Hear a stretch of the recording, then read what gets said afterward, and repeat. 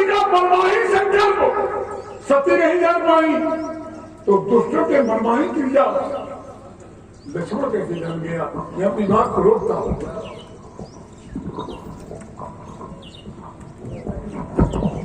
भैया काफी दांव लगाए हैं आपने, लेकिन समझ लिया करो कि सामने है कौन। एक बात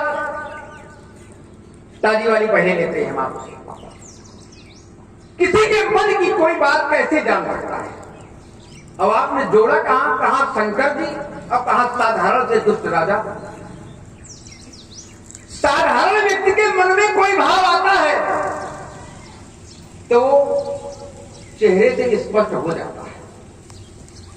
गंभीर व्यक्ति मन ही मन विचार कर लेता है, हर कोई उसके मन की बात नहीं जान पाता। कहते थे हम इनके मन की बात जान नहीं सकते हैं।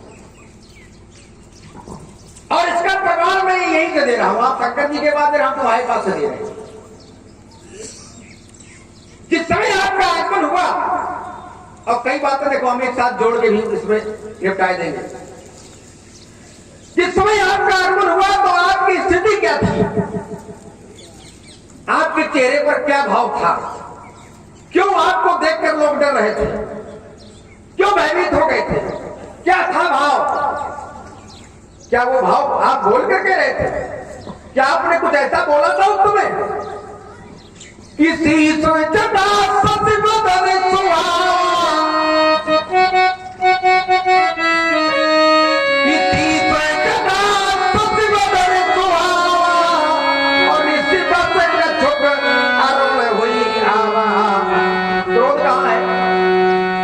अंतःकरण में ही तो क्रोध है। ये भाव कहां? अंतःकरण में ही तो क्रोध का भाव है आपके, पर उसका परिलक्षण कहां दिखाई पड़ रहा है? उसका लक्षण चेहरे पर दिखाई पड़ रहा है। कैसा दिखाई पड़ रहा है? कुछ अरुण दिखाई पड़ रहा है। अरुणता है कुछ। लोग जान रहे कि पंडित जी आए क्रोध में हैं, तभी तो जान पाए। दुष्ट राजा जब आपके द्वारा यहां विरोध किया गया धनुष टूटने पर, तो दुष्ट राजाओं की बात अच्छी लगी। वो मन में मुस्कुराने, उस मुस्कुराहट का भाव सभी ने समझ लिया कि ये मुस्कुरा रहे हैं। राजा डर रहे हैं। कहां से डर रहे हैं? अंतःकरण में ही तो डर रहे हैं। राजा जनक डर रहे हैं। कहां डर रहे हैं? अंतःकरण में ही तो डर रहे हैं।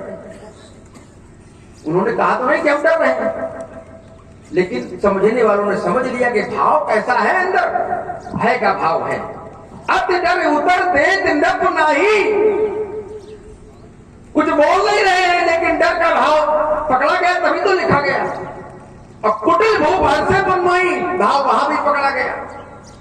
इसलिए महात्मा जी भाव को पकड़ना, हो सकता है आप चूंकि ज्यादा समाज में रहते नहीं, आप तो आए झगड़ा किया चले गए। जो व्यक्ति समाज में रहता है, सामाजिक होता है, लोगों से जिसका मिलना जुलना रहता है, वो व्यक्ति की भावनाओं को पढ़ना जानता है। अब महात्मा जी ने एक और बढ़िया दांव लगाया। बोले हम जब आए तो सब उठ खड़े हुए। अब इससे मालूम क्या हुआ? इससे हमारी एक बात का उत्तर बड़ी आसानी से मिल गया।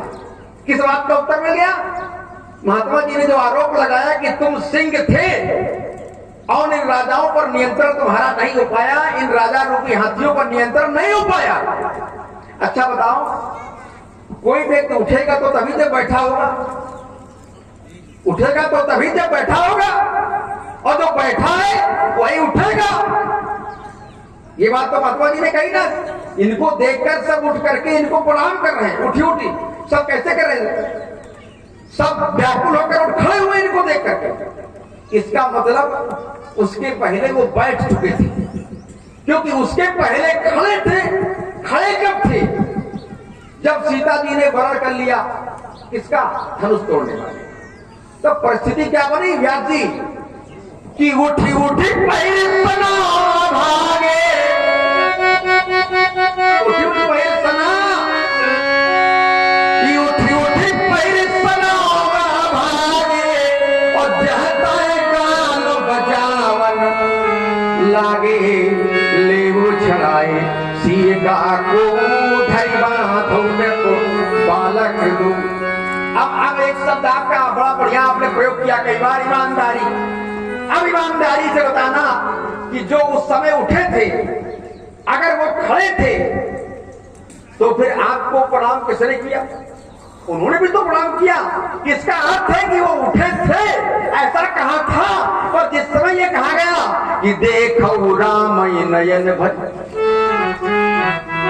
ये देखो राम नयन भर, तनि सामद को अलखन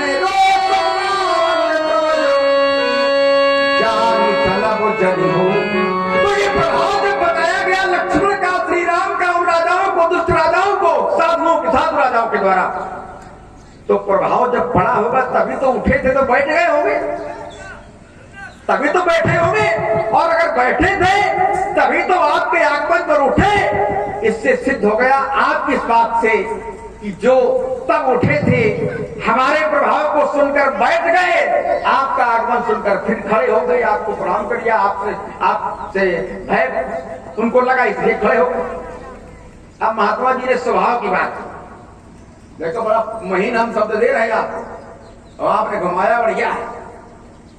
आपने कहा कि हमारा स्वभाव क्या है?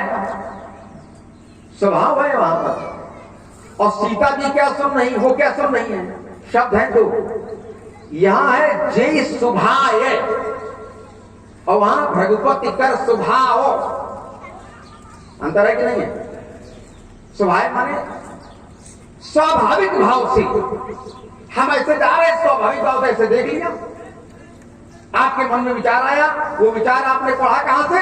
हमारे अंतःकरण के जो भाव था, जो हमारे चेहरे पर जो उसका प्रकटीकरण था, उसी को देख करके भयभीत हो रहे थे। तो स्वाभाविक भाव से आप देखते हैं, स्वाभाविक रूप से आप देखते हैं। आप किसी को मारने की दृष्टि से नहीं देखते, आप किसी को दंड देने की दृष्टि से नहीं देखते, आप केवल स्वाभाविक भाव से देखते हैं, स्वाभाविक तरीके से देखते हैं। तो लोग डर जाते हैं। और सीता जी ने आपका स्वभाव सुना। स्वभाव क्या है आपका?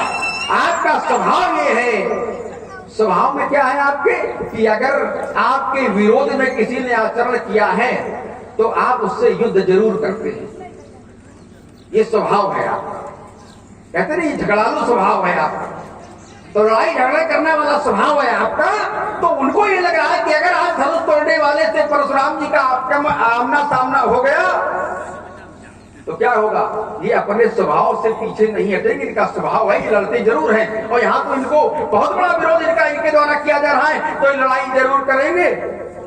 और लड़ाई के लिए ललकार भी रहे, लड़ाई के लिए ललकारा कि नहीं ललकारा? क्या करें कि सेवक सोच करे सेवकाई, वो सेवक सोच करे सेवकाई, अरि करनी करी करी लड़ाई, सुनहु राम जी से धनु तोड़ा सहस्र बाहु सम सोरी कुमर। लड़ाई की बात आप कर रहे हैं, तो स्वभाव आपका लड़ाई करना है। तो स्वभाव की दृष्टि से आपने जो बात कही वो स्वभाव सीता जी ने सुन रखा था, सुना था लोगों से, तो उन्हें सशंकित होना, भयभीत होना स्वाभाविक है। अब हमने आपने कहा उसके बाद सो बेलगांव यह समाजा, हमने कहा था कौन सा समाज, व्यक्ति कैसे समाज छोड़ सकता है?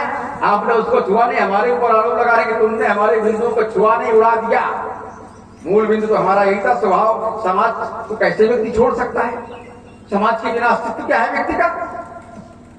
अब आपने जो हमारे ऊपर आरोप लगाया है कि हमने आपकी कौन सी बात छोड़ दी, हमने कहा था आपके आगमन के बाद सेनाई बंद हो गई, तो बोले हमारे आगमन के बाद सेनाई बंद हो गई। तो हमने आपसे इसलिए कहा क्योंकि आपका जब आगमन हुआ उसके बाद जब आपका प्रदर्शन हुआ तो हर व्यक्ति भयभीत है, कुटिल लोग हर्षित हैं। शहनाई बजाने की याद अब किसी को नहीं है, कोई शहनाई पर विचार नहीं कर रहा, इसलिए शहनाई बंद हुई आपके आगमन।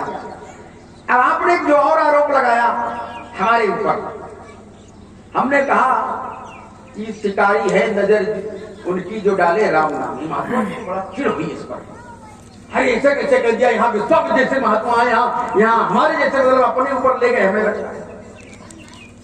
फिर बोले किस समाज की बात कर रहे हो? हम उस समाज की बात कर रहे हैं। एक शास्त्र है अर्थावबोधि, अर्थ का बोध करने के लिए निरपेक्षतया पद जातम, पदों को कभी कभी घुमाना पड़ता है, अक्षरों को बदलना पड़ता है, तब भाव का स्पष्टीकरण होता है, अर्थ का स्पष्टीकरण होता है। हमने कोई अलग से इसको नहीं जोड़ा, हमने कहां से जोड़ा? इस ग्रंथ से जोड़ा।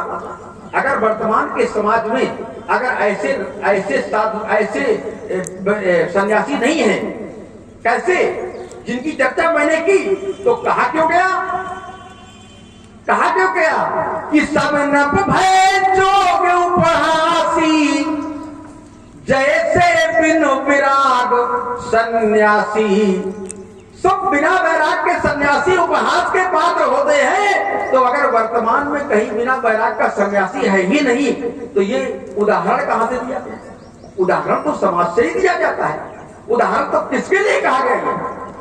इसका अर्थ ये नहीं कि अगर ये लिखा गया कि बिना वैराग का सन्यासी है कोई, तो इसका अर्थ ये नहीं कि सारे सन्यासी, सारे महात्मा सब उसी प्रकार के हो। वहां विश्वामित्र जी को आपने लाकर खड़ा कर दिया, उसके बाद अपने आप को भी वहां उदाहरण दे रहे हो कि मैं कैसा हूं, मेरा क्या प्रभाव है, विश्वामित्र जी का क्या प्रभाव है। अरे विश्वामित्र जी का प्रभाव ना होता तो हम विश्वामित्र जी के साथ क्यों आते? आपका प्रभाव ना होता तो हम आपको प्रणाम क्यों करते? आपका प्रभाव है। पर हमने जो बात की उन राजाओं के संदर्भ में कि बिना वैराग का सन्यासी होता, उसका स्पष्टीकरण अपने पंक्तियों से दिया। उसको अन्यथा लेने का प्रयास आप न करें, न उससे अन्यथा से कोई लाभ होने वाला है।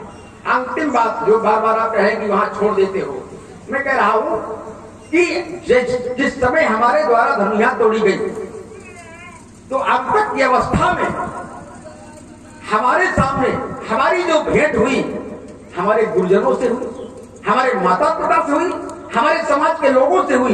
इन वर्षों में कबौ न आश्रित कीन गोसाई गोनाम इंद्री गोनाम पृथ्वी साई नाम रक्षक, रक्षा करने वाला अर्थात राजा हमारे पिता।